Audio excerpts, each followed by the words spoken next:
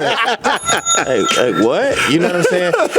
And see, the crazy thing is people pick and choose the artists that they want to do that. True. Like, T-Pain was out when I was out. Like, Right. came out at the same time. He's not old school. True. He's not. Right. Chris Brown was out when I was out. True. We did records together. Right. Get Like Me. Right. So people do that to who they want to, trying to move people. Like, you can't move me out the way. Nobody ever will. You know, I just choose when I want to do music because I can do movies, I can teach, I can do whatever I want to do. Right. You know what I'm saying? So I just think it's people's way of trying to move you out the way when they can't move you out the way themselves. When their talent can't move you out the way. True. Okay, I like that now. I like that explanation. So welcome to St.Maarten, my brother. Man, I ain't even supposed to be on the phone. How did I get here? That's true. Like literally, I'm supposed to be on the beach doing nothing, man. And it's funny. I was speaking right before I got here, and I told Angela Yee where I was coming to, and she just laid it out, man. And G took me everywhere. So Okay, like, not everywhere. You got I was people, gonna say, you got because- people thinking now I took you. Because like, IG, you showed him the spots. hilarious. Well, they having parties. Apparently. But they having parties. Apparently. They having parties in some of the special spots. Apparently they have parties at some of the special spots. Yes, sir. Which I will not be at. Bottles popping. Wow. Bottles popping and everything else, Yeah. if you know what I mean. No, man, but it's been wonderful. So you were supposed to be like, this is supposed to be R&R. Yeah, it's supposed to be my R&R, man. But like what I realized, man, is when you get an opportunity to touch the people, and you saw it last night, bro. When we was out, it was such a warm reception, man, and people gave so much love, and I think that's the biggest thing. Like, you can go to a lot of places with beaches, but it's the people. You know, it's the people that make things special, and for us to be in a place where it's you're on vacation, but it feel like it's home. Right. That's the spirit that we need to get back in music. That's what I'm talking about. Like, that's that spirit that I love. Yeah, You know, yeah. that's Mississippi to me. You know what I'm saying? M-I, crooked letter, I, crooked letter, I, hump back. Come on. Oh, now you don't want to say it now, right? You were saying on the Super Duper. She was, right? Yeah, she a big P Valley fan, and now she like, Down in the valley with where the the girls get naked. If you throw it faster, you know they. Come on, sing it, girl. Gave you the mic. Gave you the mic. So this was supposed to be your R&R, your rest and relaxation. Instead, now G Money got you running into rumps. R&R. Now we doing it easy though. No, we real easy, man. Just going. True, it just is. going to eat. see It was a people. Thursday. Just going. Well, no, it was light because that's what I chose. Like our lifestyle is that. That's what people don't understand about me. Yeah. Like, people ask me like, bro, why you don't be at the clubs more? Like, bro, that's been my life for now. Yeah. Over that amount of years. Right. So like, that's my workplace. It's like y'all being off and coming up here. Right. You know what I'm saying? Like, that's what it is. I tell people all the time, the last place I want to be on a night off is a club. It's a club, That's the same, yeah. last place I want to be. And then what people don't understand is with me being a producer, like when I'm in my car, I'm usually it's usually silent. Yeah. Cause like Sometimes all my time is like beats, Right. and rhymes, and Music or whatever. music, and actually I'm producing one of the biggest artists in the world right now. You know what I'm saying? And I didn't tell you the other person I'm producing. No. I couldn't say it last night. And so like it's always music. So actually, what gives me an opportunity to be better, and shout out to Cool and Dre. They just told me they just left in my homies. Is to be able to listen to the Most High in silence. That's where you get stuff that nobody has. That little meditation time. Yeah. So let's go back some. You represent Mississippi. Right. You kind of like the guy that put Mississippi on the map when it comes to hip hop. Right. Tell me about that journey. I never really looked at it so much. Well, I did. Just what has happened to our people historically to me meant a lot to me. And like that was always my focus, to be able to put our people on, and then put our people on in an intelligent way. You know, to be able to go to 106 and Park the first time that I went, and for them to expect me to be a certain type of guy, and I'm going on talking about Emmett Till. I'm going on talking about the history of our people. Yeah, I come from this environment. Yeah, some of this stuff I have done, but you know, my people, I told you when I got here, like, what's the history of the people? That's the first thing I want to know. Where the people at? You know, I want to go around people that look and vibe and talk the way that we talk. Right. You know what I'm saying? And that's how I always been. So when I got the opportunity to put my people on, that meant the world to me. And then it went from just Mississippi to the Mid-South, from the Mid-South to the South. Then it went to the point then it got to the point with me traveling internationally. I wanted to be a beacon for hope for anybody that come from a place where, because I know if I can make it, there's no excuse for nobody on this planet. If I can make it out of Mississippi, all the history, all of the things that we've been through with them not having cameras down there, for me to make it, like literally a lot of people don't understand this. I had just about no money at all. I bought 100 CDs. I stopped and I bought 100 CDs.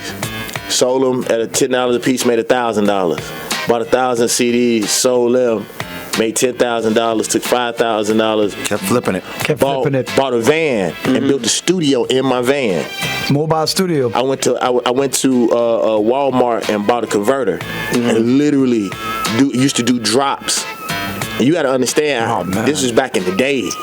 So if you go back and listen to Mississippi, the album, my album that Like a Pimp was on, if you listen to the interludes, you can hear the car. What? Oh, man. Like passing by. Yeah. Like I had a 3-state distribution company out of the back of my van.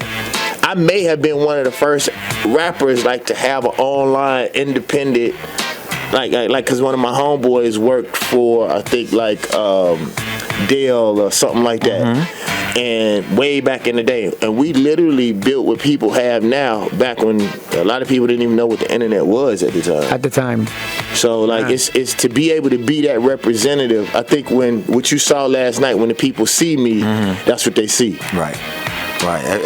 You have an amazing journey, and not only that, you've been doing production for probably some of the biggest names in the business. Some people probably not even know half the artists you've produced for. Maroon 5, Quincy Jones, Lil Wayne, Chris Brown, T.I. Snoop, T.I. Rubber Band Man. Yeah. Your catalog is... Yeah, a lot of people didn't know, too. The record people really didn't know was Thug Holiday for Trick Daddy, Tip Drill for Nelly. Nelly, yes. Which was the late night for the late night BET video. Oh, my goodness. That was crazy. You did Shop Boys, you did Chris Brown, you did, who else you did? What did you do for Quincy Jones? On Quincy's last album, we did Give Me the Night with Jamie Foxx, yeah. It just goes on and on, man. Jill Scott, Neo, yeah, bro, just so many. That's blessings. About 70 major acts I produced. And how many Grammys you got? Sort of one.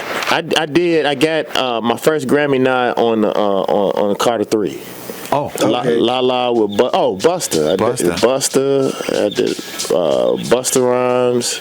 It goes on, but that was my first Grammy nod. It was crazy because I got the paper, right? And then that's when they decided that unless you produce half of the album, that you can't get it. So I never got my Grammy. For real? Yeah, it was crazy. It was the craziest thing. So I got the paper. So you got the paper and said that you had won hardware. The actual, yeah. I don't have that because that was the year that they was like, yeah. Oh wow. Yeah, too many pop, too many rap producers. Right. You know what I'm saying? So if you didn't do half of the album, so I guess sort of. You know. What do you prefer, producing or rapping? It don't matter because it's all a blessing. It's all part of the music. As hard as our parents work, you know, coming from the places that we come from to do what our grandparents would say is playing. Yeah. You know, I go as soon as I get back January, I go shoot a TV show in LA and in New Orleans. So like, it's a blessing. And at first, I was doing too much. That's one of the reasons why I'm here. Like, to be so blessed and to be able to do it at a level that's better than a lot of people's 100%. Right. You know, but then you get pulled in so many different ways. Right. But then what it does give you is when it get rough on the rap side, I can go act. Okay. You know what I'm saying? When it get on rough on the acting back to side, producing. I can go to producing. Yeah. You know what I'm saying? It's been a blessing, but to have the opportunity to dominate in one place is where what I really want to do. But which one would you say comes more natural to you? Is it the production, the acting, the actual behind the in the studio and the mic? I'm dope. Doesn't matter. Like to be honest with you, bro, I'm not. You're the trifecta. You're all three, everything. Not really that, man. It's just. I love what I do, and I just wanted to be creative. Like that's my only knock. People have never really noticed, and I'm gonna break something down. I'm gonna show you something like and get like me, like how creative it actually is. The stuff that I want to do is just so innovative. I had 2 websites to say that I was the first one to ever do crowdfunding. Last album, my last album, the God Box One, the marketing on that. A couple of people said it was the dopest marketing campaign that they had ever seen before, especially from an independent company. The tags, your name before your beats. People don't think about that. It's just being innovative and having the opportunity. The thing is that when you come from places that we come from, you have to be so loud because there's so much music. Yeah, Yeah, so I want to be that inspiration. A lot of people don't know you have a production company where you not only you do soundtracks for commercials, movies. I scored the second biggest Gatorade commercial in history. Yeah. Besides, the one with Michael Jordan. You know what I'm saying? Man, I can honestly say, bro, I'm so fortunate. To think that I was homeless, bro, sleeping next to dogs, and, sleeping in my van. My van got stolen with the studio in it. Wow. You know what I'm saying? Luckily, you weren't in it. Huh? Luckily, you weren't in it. No, if I was in it, it would have never got stolen. True. Yeah. Problems. But I'll give y'all a quick story. My van was stolen in Birmingham, Alabama. And that was the place I happened to be driving through when Steve Rifkin called me to give me the deal. Loud Records. It was SRC at the time. Yeah, SRC at the time, but he was at Loud first. Yeah, and I got that deal at Kinko's. They faxed me the deal. You know what I'm saying? I got it back in the same. You went to Kinko's, says Kinko's number, fax me the record deal. And I got it in the same place that everything was taken away from me. Wow. So I say that if any of y'all that hear my voice, if you're going through anything, anything can change in one day. You just got to keep going.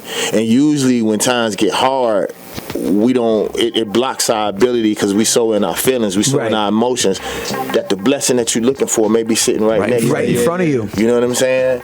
So that's the word of the day. That's the word of the day. You also do a lot of philanthropy work and you do a lot of speaking. Yeah. Oh, yeah. You do a lot of speaking. So much speaking that I don't even think you had time to make an album or do music.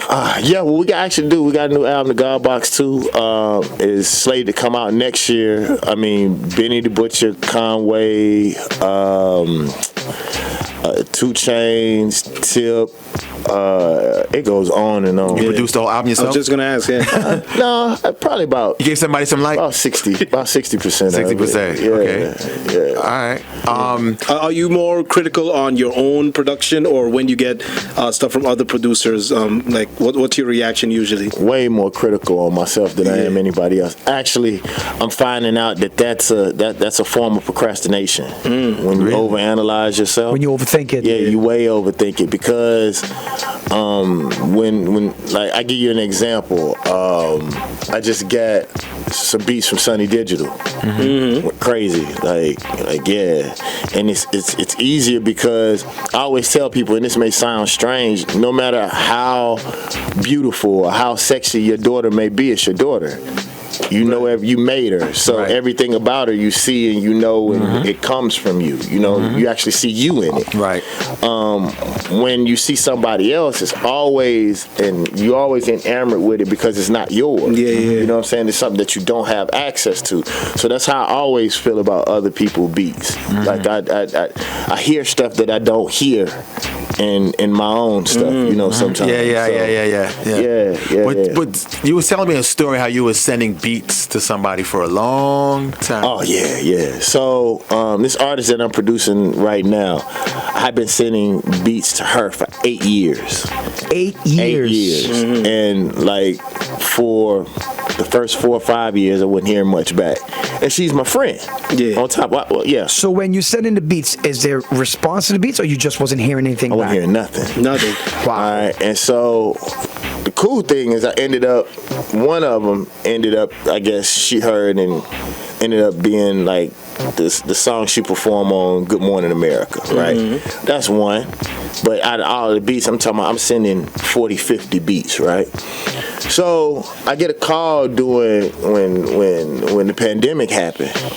And she was like, Banner, I gotta apologize to you. Hey, like, big head. I didn't even I hadn't even really been listening to your beats. Wow. But then I'm doing a movie in Canada, and I'm locked in this cabin, and now we're not gonna do the movie.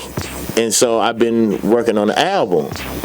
She was like, 2 people gonna produce my album, and I'm like, who? And then she was like, Swizz Beats. I was like, that's dope. And you? Me? She said, but this is the amazing part. She said, and it's already half done. Oh. Because she was using the beats that you were sending. She had took the 2 tracks and put them on. And the most amazing thing, I probably shouldn't say this, but I am. Some of these beats was 10, 12 years old. Yeah. Wow. Because you got to think about it. If I've been sending the beats for 8 years, some of them beats were 2, 3, 4, 5 years. Right. Yeah. And that showed me, like, bro, during that time, I could have got mad and be like, man, I've been sending you these beats. I ain't sending you nothing else. Like, just to show you, sometimes you give up on yourself and you give up on the process and you give up on the blessings that God have for you. And imagine, I could have totally severed that relationship by trying to be on my time. Right. And now I really didn't have to do no work. All I had to do was send the Pro Tools files. The work was already done. Oh, man. Yeah, you were persistent and consistent, and it paid off. Man, it more than paid off. Yeah. And the whole world gonna see it. When next year the album come out? Yeah. Is there someone that you haven't produced for, but you want to work with sometime in the future?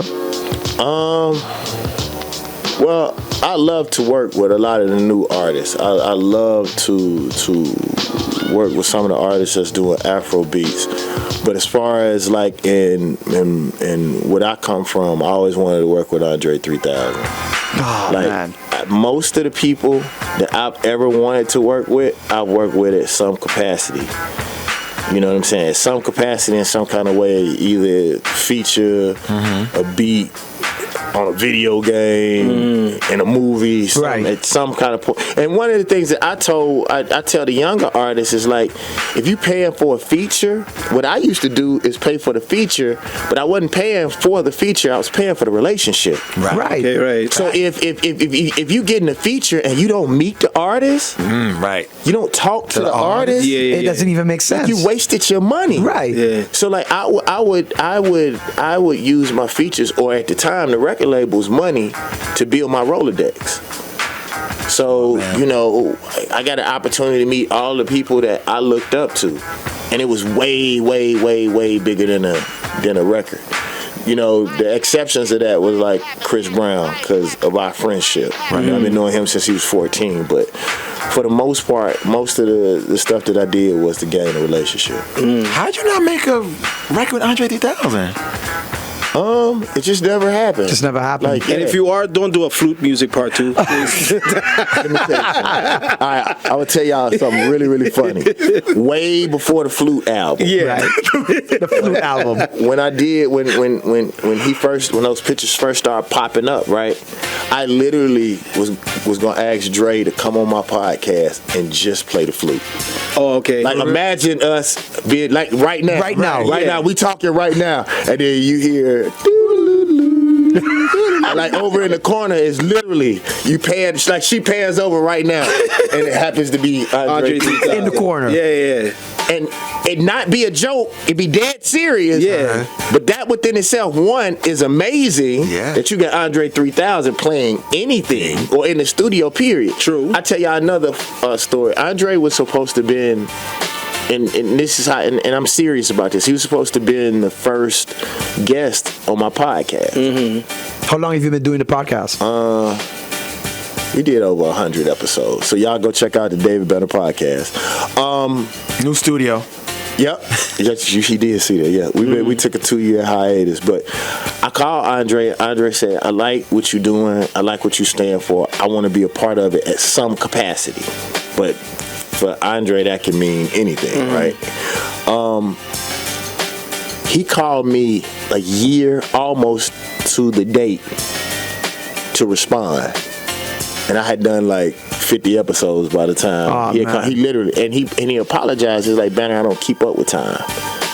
He's like, "I've been in the forest." I'm not even joking. He said, "I've been in the forest," and he was like, I apologized. And what I told him, I say, "Bro, if you were easy to get to, you would have no value to me." True, right. But the fact that I can even almost get you, and nobody else can even get in contact with means the world. Means the world, and it will happen.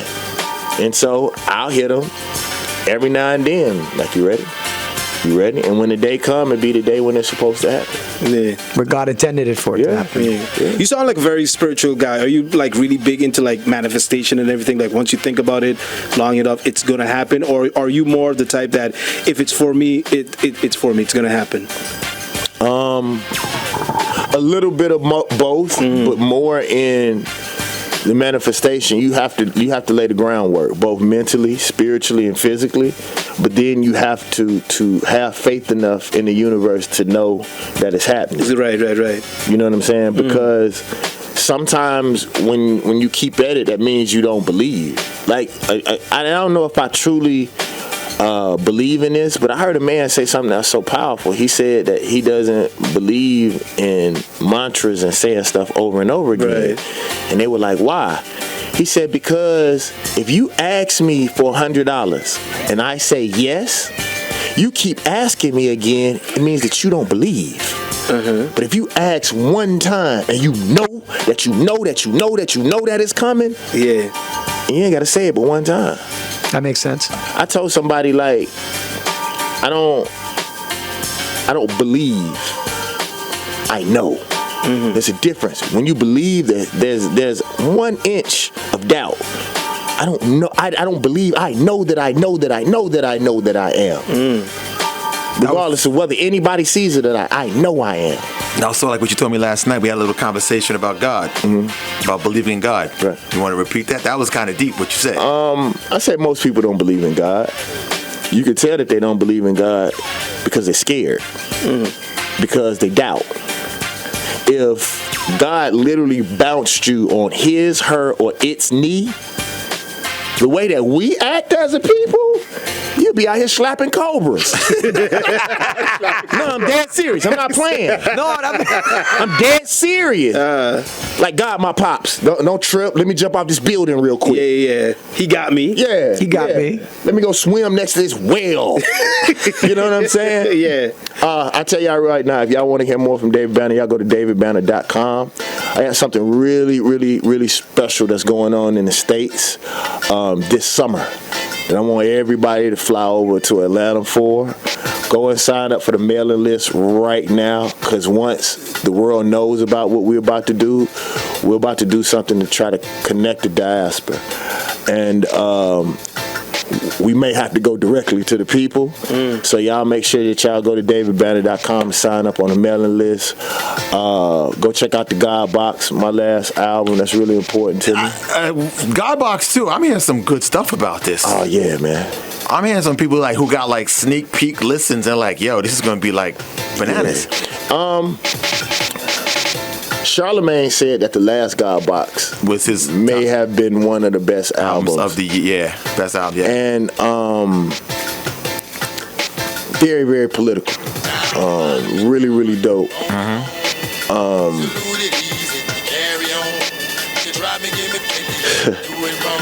This album is more digestible, but really more what people want to hear from David Banner. You know what I'm saying? Right. And I had to figure out like when was the best time to drop that. Mm-hmm. You know what I'm saying? Because we were in a space where people were ready for it, I think. And then I don't know if y'all saw, like, life just changed. I'm seeing stuff now, bro, that I would have never thought, like, just how much life has changed in the last year and a half. Facts. Shit, what y'all been through on the island, period, bro, in the last 2 years. Yeah. I'm happy to see the recovery. You know what I'm saying? It's a blessing, bro. Definitely. So, like, you know, when you drop music, to me, I believe it's dropping when people need it the most. Okay. So it's coming. So, because like you're a very spiritual guy, whatever, very positive guy. You still cussing on songs, or? Yes. Boy.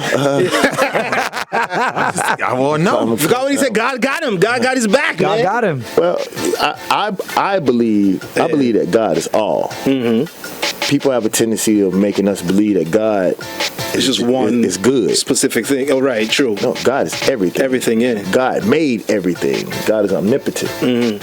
So it's where your spirit is.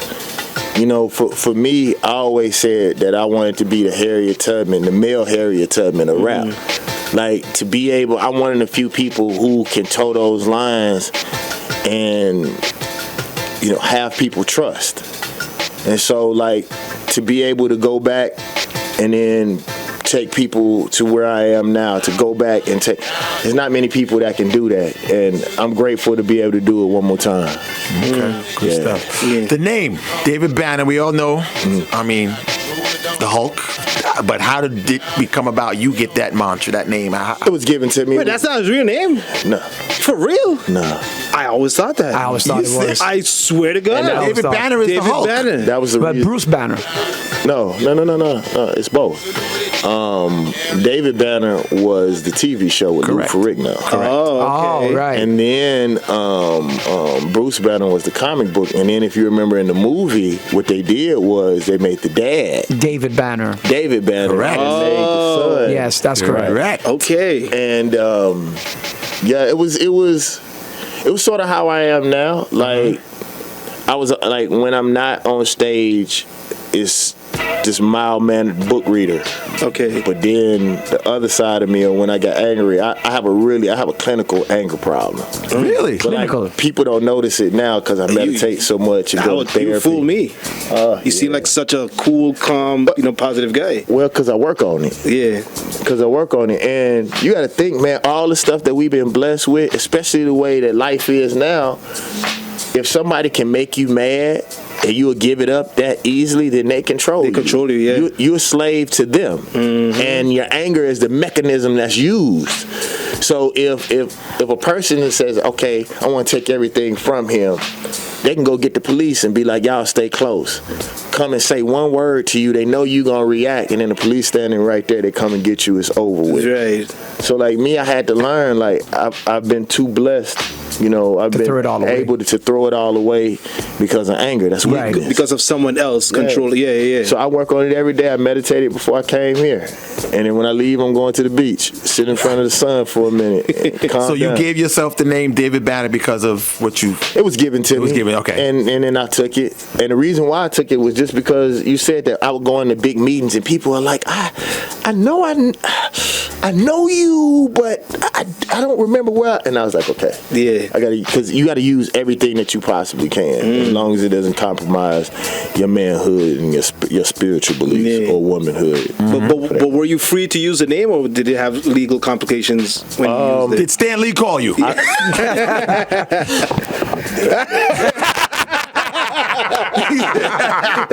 It's actually a long story behind it. I'd rather not talk about it on You don't the want to make radio. time? Cause no, I got time. No, I'm just joking. Yeah, it was such a blessing. And they told me as long as you don't make comic books, you're good. Okay. But yeah, it came up. If you notice, no other rappers been able to use a comic book name. Think about it. Think about it for you. Like when they tried to use, like Iron Man, they got taken away. Tony Stark's. Yeah, like they wouldn't let him use it. Ghostface Killer. Yeah. So I've been fortunate with that, man. So that's the kind of things that I'm talking about that happen for you when you in line, bro. Like that's crazy. There's never been a mistake like that in business history. Facts. Yeah. You know, so That's crazy. Okay. All right. So, I guess we'll have to wait for the book. Yeah. To get that. Yeah. It's coming. It's coming. and who's the young lady that says David Banner? You took that question right out of my mouth. It's my ex. Oh, she gets a check still? Nah. Okay, just check. She ain't looking for something right now? Nah. She's not with her husband right now and saying, that's me? That's me. She's with her husband. Now that's a book. And a movie. Can you tell me, like, in short, how that came about from the first time she recorded? Was it in the van? Was it, how did... No, we were actually outside. I had this mini recorder, and that's the recorder that I used to put in my van. I had it in the passenger seat. And we were outside and recording the interludes, like literally in my dad parking, in a carport. And she would go into where the washing machine was, and we'll close it in. And she just did the interlude, and she was like, David Banner, this crazy beep beep beep from Mississippi. And what happened with me was, if y'all ever noticed, back in the day, like Jay-Z would say, Kanye, you a fool. Right. Just Blaze, you did it again. Right. And every time he would say that, their stock would go up by 10,000. Yeah. And I was like, but don't nobody ever call our names. For some reason, Southern rap groups wanted to keep their producers hidden. Like, think about... Yeah, you have a point there. Yeah, and so I was like, well, since nobody will say my name, I'll say my own name. Yeah. So I'll put David Banner on the front, since wouldn't nobody scream my name. You know, and I think about, like, groups. I think about producers like Lil Jon, for example. Lil Jon had almost as much music out at one time as Pharrell did. Yeah, and a lot of people didn't even connect the dots. You know, you think about Beats by the Pound. Nobody has put out music at the level and at the frequency that they did, like at the volumes that they did. Right. Like, I've never went in anybody's house and seen that many plaques in my life when I went in KLC house. Really? So, you know, if nobody's screaming your name, then you have to scream it. And so now that's every what I producer did. now has their tag. Right, they tag before it. Yeah. And I'll say something. There's arguments about who was the first, but I know I made it popular. Like, people had their arguments about, I think I was the first to put their name. Like, tumbling, they had the tumbling dice before. But I remember Tip, I remember when we did Rubber Band Man, and, you know, I had been doing my tag way before then. But Tip called up to the radio station because they was taking my tags off of my songs. Oh. Right? They wouldn't let you do that. You know what I'm saying? And Tip said, that boy worked too hard. Like, don't do that. You play my music the way I give it to you.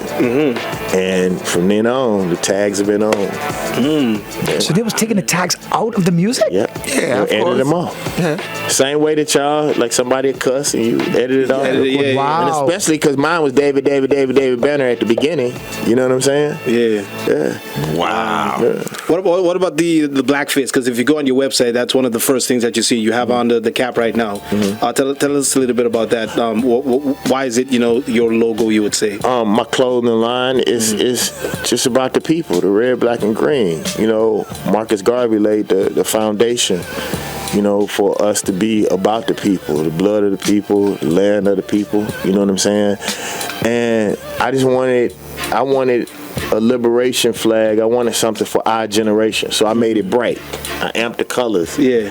And it was so dope, man. Like, I've seen people from all over the world. You know, Fela Kuti's son. You know what I'm saying? You know, when they were doing their thing, they had it. You know, we see, bro, from gang members all over the world, like, using that as a representation the struggle and people using it. And like, I was just so proud. And y'all can go to davidbanner.com and get it. Get it. I was going to ask you that, though. Yeah. But it came at the right time. And so for me, this is just what I want to say. One thing that I don't like when it comes to when people of color, when melanated people, when the descendants of Africans show their love for their culture, it's always looked at as revolutionary. Correct. or negative against somebody else because other people have done so much to us. Yeah. But why can't it just be us having love for ourselves the same way other races have for themselves? Me saying that I love my people, I put my people first. And when any other race of people do that, they applaud it for it. Yeah, and that's what we do. We're racist. Or because we can't be racist. You have to have power. You have to have the ability to stop other people from doing something to be racist. Right. So don't let nobody call you racist. We can't stop people from eating. We can't stop people from having water and jobs. You know what I'm saying? We can make people slightly uncomfortable. We can be bigots. You know what I'm saying? Right. We can be a-holes, but past that, you know what I'm saying? Yeah. People just go home. Right. You can't go to our club. Okay, bye, skirt. Yeah. You know what I'm saying? We go to the other side. So me, I just wanted to give, especially the children, something for them to be proud of. So we made flags, because the flags were the most powerful thing. You know, and for people to be flying their flags outside of their houses and their homes. You know, for people to hike with them and you see them on top of mountains all over the world. That's the stuff that means something. You have a line of suits too, also? Not yet. Not yet. It's coming. Hadioko Bespoke. He does suits for everybody. Steve Harvey, T.I., Samuel L. Jackson. He's from Mississippi, actually. And I ended up getting, Tip ended up telling me about him. I ended up going over. And what he does is not only does he tailor-make your suits, he makes them something, he connects them to you. Like when he did Samuel L. Jackson's suit, he put every movie that he had ever done in the inside of Bo Jackson. So when he went to Ellen, he was just like, bam, open it, history. Real customized. Yeah. Okay. So like that's what he did with mine. We're talking about expanding and doing some more things, but Yeah. One thing that I do say that I want to see more of is that I just want to see, and this is something that we all gonna talk about offline. Is just, people that look like us owning businesses. I was just gonna get into the places that we from. You asked me a funny question last night, and you got me. Yeah. Go ahead. You was like, how many people do you know from St.Maarten, from St.Maarten, that own a business like this? Like we was in a club, a bar, restaurant, but he said from St.Maarten, that owns it. From here. Yeah, not much. Not much. And sadly, there are a few that started it and it did pretty good, but then it's just the support. Yeah, I was going to say that. Lack of support. I was going to say that. That's one of the things that I say about hip hop. Is when people criticize hip-hop and say that hip-hop can be better, well, the real truth is it has nothing to really do with the artist. It's who consumes it. The consumer, yeah. Whatever the consumer consumes, the artist will usually, especially in this day and time, will usually navigate to what the demand is. Right. You know what I'm saying? So if we truly demanded better than it would be, if we went into a business and said, yo, before we even open up the doors, this is what we stand on, this is what we gonna do, and what do y'all want from it? Yeah. From a community perspective, if we do this and we do this together, because I am giving a service, and if I give a service at a zenith level, that should be good enough.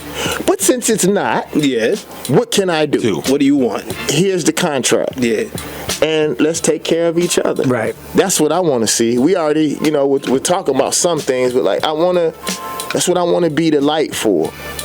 For indigenous people who are indigenous to any land, as indigenous as we can be, knowing the history of most of the places that we from, why we can't own businesses? We spend enough money we make enough money, let's spend it with each other. We control the culture also. You know, everything that's popping comes from us. And then everybody else runs with it, takes it, and then we lose out. I'm going to own it. Yeah.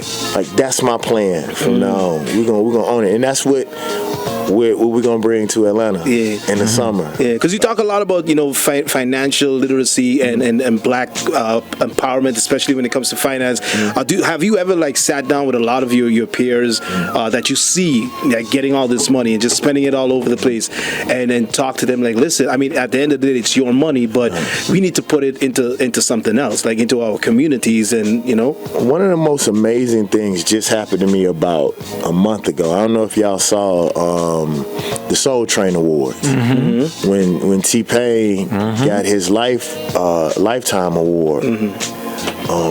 He said that I was his life coach, and he said that, you know, I helped to change the direction of his whole company. One of the things with me, I think that's an actual fault, is I do most of the things that I do from the bottom of my heart.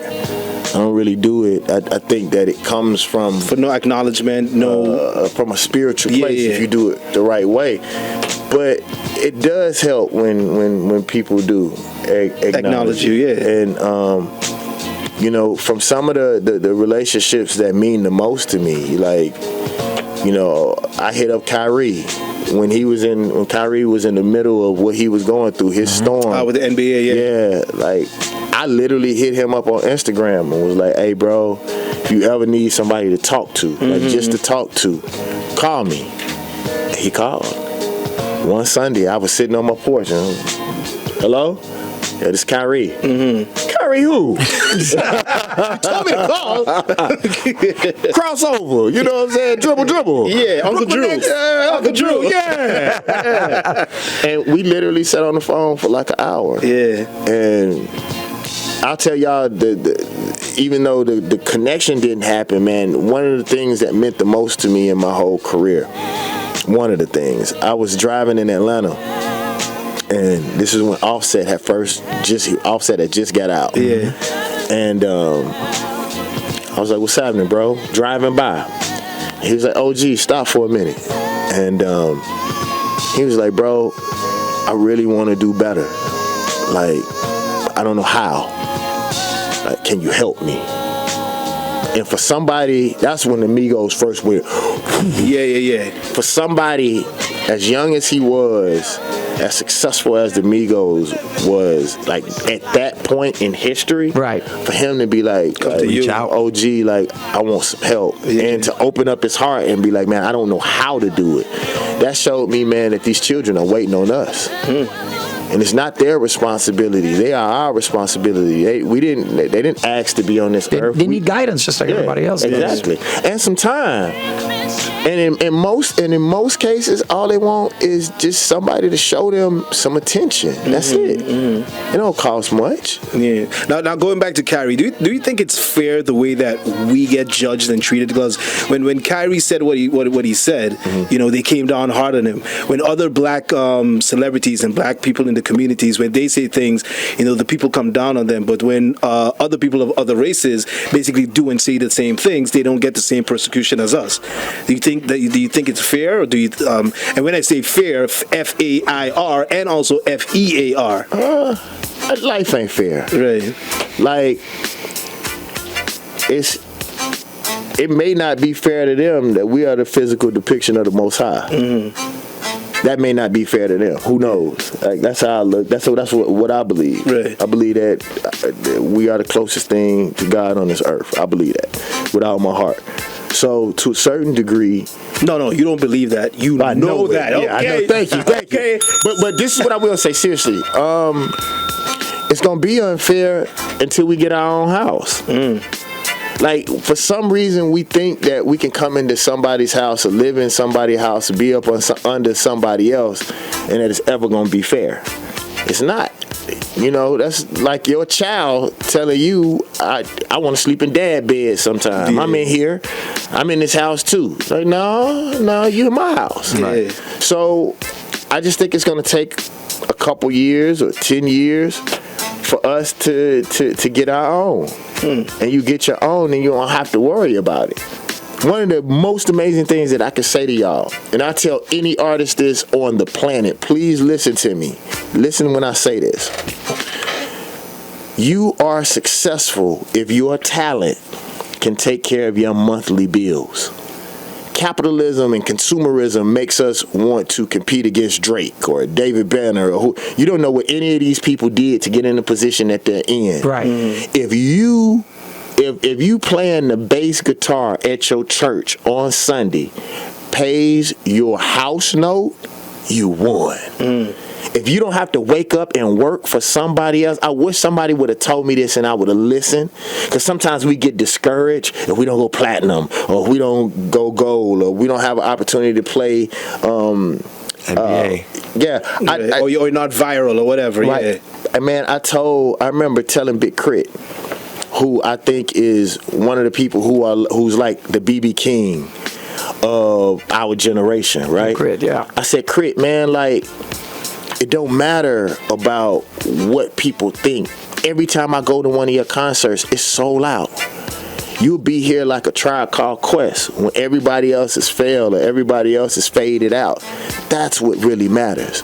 So if you hear me right now, as sure as my name is David Banner, if you have a talent and you are making money off your talent and you don't have to punch a clock, you are blessed. You have won already. That's not saying that you don't have to want more or push for more, but you won.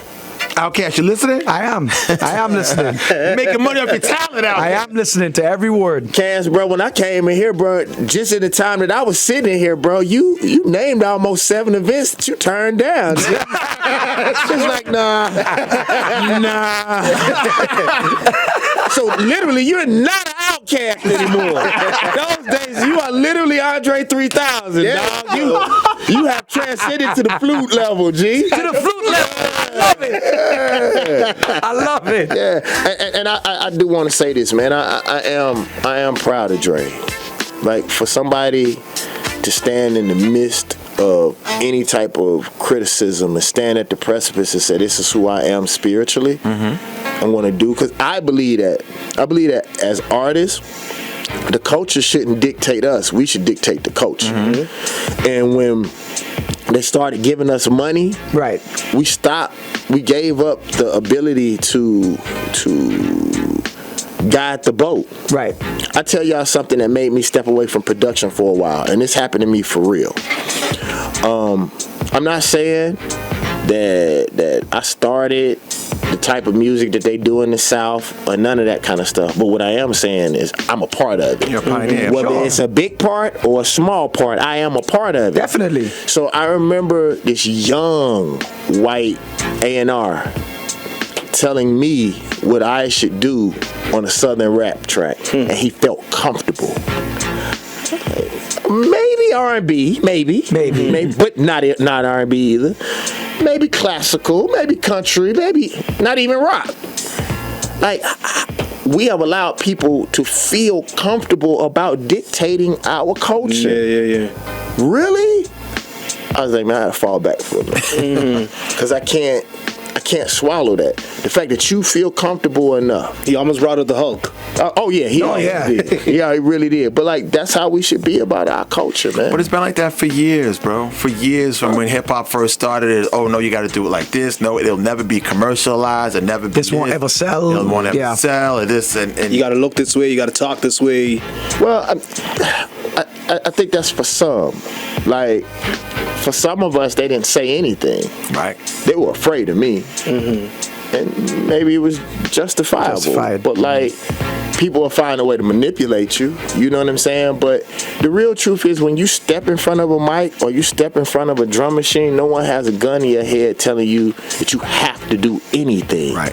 It's still your choice. It's you. Right. It's still your choice to say or do. Now, the ramifications of that, it is what it is. But Dave Chappelle, to me, is the greatest visual, successful. Dave told me the most powerful thing in the world. I don't even know if he wants me to tell people, but Dave Chappelle said to me one time, he said, David? He does impressions too, folks. He said, David, you know why I don't have a shoe deal? I said, nah, why don't you have a shoe deal? He said, because if I don't have a shoe deal, they can't take it from me. I say, I mean, what? yeah. That's a bar. Yeah. And so David honed in to what he does the best. And that's stand up. And he give it to him. And he give it to him at a zenith level. And nobody can take that from him. Nobody can cancel you from the culture if they're not from the culture. And if they don't own it from you either. And that's why he had the whole thing with his show as well, with Comedy Central. Yeah. Crazy. What do you think about the state of rap music today, especially? You took the words right out of my mouth. That's twice. Come on. Yeah, Come on. exactly, man. Just spit it out. Just get it in. Especially female rap. Ski. This is what I say. I think that people spend so much time talking about the state of hip hop and not talking about the state of people. Like, what is the state of people that make people talk this way? True. What is the state of people that make people listen to it? Because the real truth is, any type of music that we do, regardless of what it may end up being, if people cut off their radios, y'all gonna play something else. Right. You know what I'm saying? So people are consuming it. And the thing is, as much as people say that they want positive music, what do they consume? The negative. Yeah. Exactly. Yeah. So I think culturally, people don't want the responsibility of saying that music is not messed up. Our culture has a problem. And that's, again, why I'm creating what I'm creating in Atlanta, because I want to bring a block for us to talk about that. Like, what are we... First of all, how is AI going to affect our culture? Because one of the scary things is the same thing with streaming. Think about this. This is going to really, really trip y'all out. You know, they just had the strike with the movies, right? Right. That happened to music first. Nobody did a strike. True. The same exact thing that they were fighting for to not happen in movies happened to music. Yeah. So did they not say anything? Because I know Tip said something. I know I said something. I know Snoop said something. I know Prince was the loudest. He was the loudest. You know? And why didn't we stand up the way that they stand up? Was it because it was more black people? Was it because it affected us more than it affected anybody else? And then music is disposable to people now? Or you don't have a union? And we don't have a union? So like, I was like, yo, that's crazy. So all of these things are happening to us that affect our children's lives, affect the way that we eat, where we work, and we don't have a say-so. In America right now, they're telling us what books we can and cannot read, and people are not outraged. You could push your history on me every single day, all night, and I can't even talk about what you did to me? Like, think about that. Trip out. And hip-hop is supposed to be a reflection, and we supposed to be 100. Then we need at least 2 songs about it. You feel what I'm saying? Because it's things about to change. So we at least need a group of people where we can sit down and have these conversations. And it don't have to be angry. But what it has to be is, I don't mind it being angry, but it has to be to the point where we can sit down and talk to each other and figure out a strategy and even figure out whether we like it or not. Right. We just deal with stuff. Right. Okay, it's coming. We can't do nothing about it. Oh, well, we can. We can do everything about it. Wow. David Banner in the studio here. Laser 101. Do you have a date set for the summer for next year? Got box 2? What are you talking about? The special thing. Special event. Everybody, everybody here is gonna travel over. Just hit me up on WhatsApp. Yeah, man. I'll send you my passport number. Come on. Get the ticket. Let me ask y'all a question really quick. If there's one thing that you all can tell me about the island, because the reason why I came here is I was shooting a show, and the producer, I told her, like, I needed to get some rest. And she said, come here. She said, there was a spirit that I can't explain. We were talking about that. Like, what do you all think it is about you all's island that keeps bringing people back? A guy sitting next to me in first class, he was like, I'm from Detroit, bro. I got a house here. I love it here. What do you all think it is? What's special? It could be a mixture of things. It could be the atmosphere, and like you mentioned, the people. There's positive and negatives to it. If you want to talk about the negatives, is why I said no to earlier. To the positives, it's just the atmosphere, the culture, the food. A lot of people come for food. Our airport is one of our biggest strong suits as well. It's just a place that comes and humbles you, especially from people that come from big countries, big cities, and all that. It's just a place that comes and humbles you, and you just get to let loose and be yourself. What would you say? I think it's basically a level of comfort. We have so many different cultures and nationalities here that you'll find some way or the other to just fit in, you know, and it just works. You know, I lived in the Netherlands for quite some time, and I'm not going to lie, in the Netherlands things were great. You know, everything was accessible. Whatever you needed came within a day. You didn't have to go stand in lines. Everything was at the touch of a button. But still, at the same time, you still kind of missed home. Home will always be home. Yeah, home will always be home. And then when you get home, as frustrating as it is sometimes, it's like, but this is my place. You know, this is a place that I feel comfortable in. And I think that's what other people have the same thing as well. The only thing now that we have to do is, you know, we let people get too comfortable from the outside that come in, and we let them, the same thing that we talked about, we let them now dictate what we should do. And that is something that we need to start looking into and start, you know, changing and saying that, okay, you can feel comfortable, but this is how things should be from our perspective, because this is our place. I want to show you something really quick. Mike Brown's father brought me to speak, and I suggested something, and literally a neighborhood is doing what I suggested. You know how I was saying, like, locals owning business? Yeah. Imagine this, bro. Like, if 10 people got together. 10 people got together and decided, you know, we're gonna own this business together, right? Collectively. Put in $100, $200, whatever it may end up being, and then as that business grows, you know, the residuals are going to be less, but then it's less responsibility. Right. They told me, pull your calculator out, bro. Check this out. So I told Mike Brown, Dad, like, how many people are in the neighborhood? Let's say 350 families, right? Time 100, right? Yeah. That's $35,000 a month. Times 12. That's a year. That's $420,000. You can't buy security cars. You can't police your own neighborhood with $420,000. And that's only $100 a family. You know what I'm saying? For real power. I talked about that. I just spoke at the Montgomery Boy Buscot. Do that math again. That was crazy, huh? Yeah, there you go right there. So 350 families. 350 families. $100 each family puts in. Yep. $35,000 times 12 for the year. That's not hard, bro.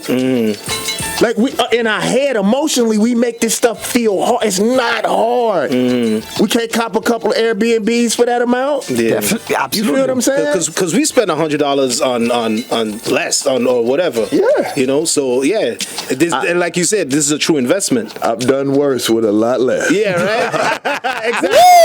Exactly. But seriously though, like, it's not that hard. But I think a lot of us are scared to start small, and we don't trust each other. That's the problem. That's the thing. We don't trust each other. That's the big thing. And that's why it makes it so easy for outsiders to come in and grab that bread, because they come in focused, and they don't know nobody else, so they're gonna stay amongst the people. It forces them to stay in a small group. What you gonna say? Go ahead. Was that? No, you was about to say something. No, I was agreeing with you. So yeah. Sure. Oh, you mean the calculation 420? Yeah. Let's get this money, bro. Yeah. Like, really. It's there. It's there. It's there for us to get. And more than anything, then we can control, you know, how our children live.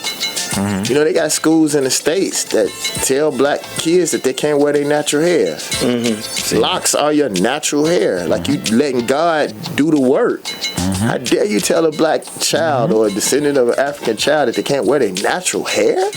Yeah, But that's because we go to school. And we had those same situations here Right too. here, we had a major situation with the that here. kids, you can't go to natural hair, but I mean, not to discriminate, but little Timmy could wear their hair, the straight hair and everything. So what they want us to do is put chemicals in our hair that literally, do you know one of the greatest causes of cancer in black females in America comes from Hair straightener. comes from the hair straightening, the Absolutely. dyes and the lies that we put in our hair? You know what I'm saying? Literally.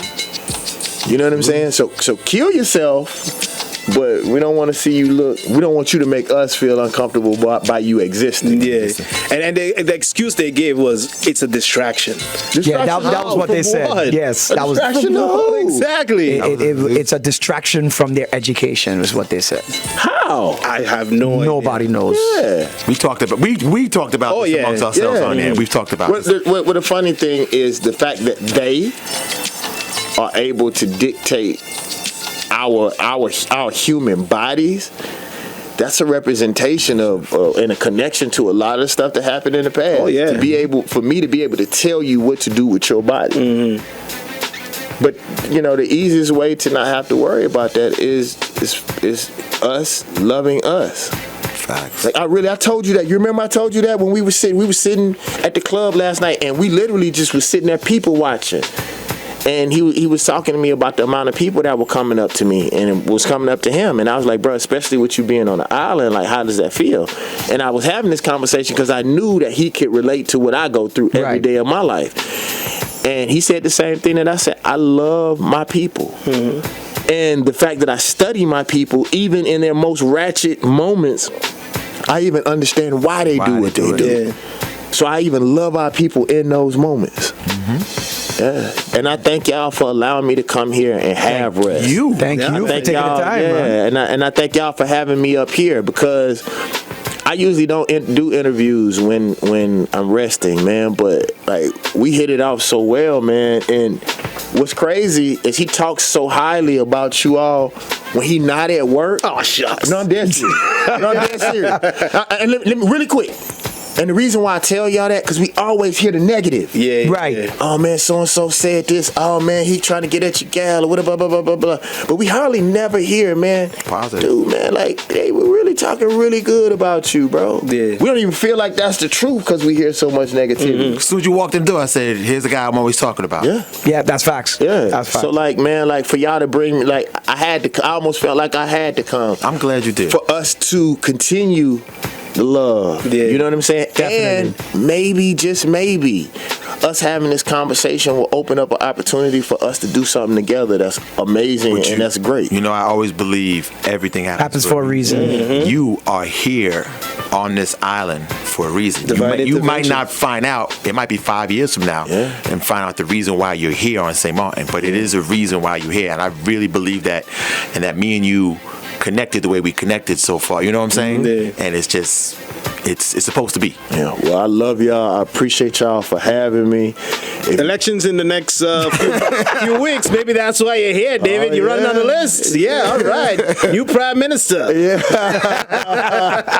it's funny because it's some moves already being made. That's good. The thing is that the problem with me is I have to know. You remember what I asked you last night? Like, who do the people like? Yeah. I was like, people will come to me and try to get a relationship with me. Yeah. But I always try to make sure that I echo the sentiment of the people. Because a lot of times we'll get relationships because they better our pocket. Right. But it ends up hurting the people. You know what I'm saying? So what I always try to do is I get a relationship, but I don't use my power. I wield my sword for the people. Yeah. So that's the first thing that I ask them, like, bro, who do the people like? Like, what side are the people on? Like, who does the most for the people? That's the question that I ask for. So And y'all ain't gonna hear the answer. so don't tell me what you can do for me. Yeah. Tell me what you can do for the people. Everybody else. Yeah. And like, well, that was like John F. Kennedy. Don't ask what's it? Don't ask what the country could do for you, but what you can do for your country. John, yeah. Great. Is that something you ever consider doing? Like how Killer Mike made the transition? As far as what? Like to like politics? I do too much politics. That's me and him were talking about that. Like in the States, I'm known more for politics now than I am music. And he was like, I got to get back to music. I got to get back to music. Got to get back to music. Yeah, like that was my fault. I'm so enamored with my people and the freedom of our people and leaving a legacy here for our children that I forget the reason why people listen to my politics is because I come from music. Yeah. Because I got dope beats and dope rhymes and all that kind of stuff. So I got to get back. I got to make the first thing first. So y'all get ready. The God Box 2 coming out. New music. You have your event coming up in the summer. Yep. All right. Yep. All right. And the podcast, it's on new episodes. Yeah, new episodes are coming up. Don't forget Swangin' for me. I got it right there. I got it right here. Okay, guys, right there. I gave it to Outkast as soon as you gave it to me. Man, I appreciate it. Right to Outkast. I love y'all, man. Thank you. Love you Thank too, you, man. Dave. Appreciate David you. Bannon in the building, y'all. We're going to pay some bills. We're going to come back with Outkast in the mix. Some little David Bannon right here for you. It's Laser 101, the station with the attitude.